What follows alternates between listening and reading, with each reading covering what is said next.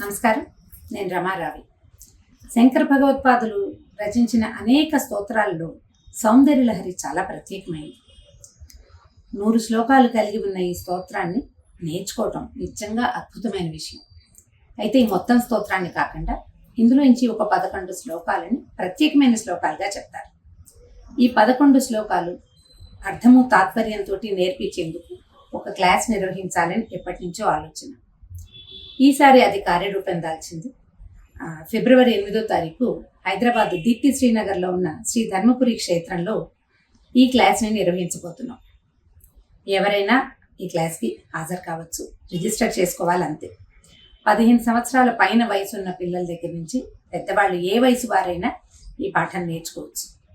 ఈ 11 శ్లోకాలని అర్థము తాత్పర్యము వ్యాఖ్యానంతో పాటు నోటికి వచ్చేలాగా చెప్పాలని ప్రయత్నం. ఈ ప్రయత్నంలో మీరందరూ భాగస్వాములు కావచ్చు.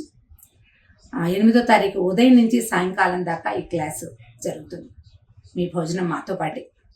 అయితే ఇది ప్రత్యేకమైన దేవాలయం కావటం వల్ల ఈ దేవాలయ దర్శనం కూడా ఒక అదనపు ఆకర్షణ.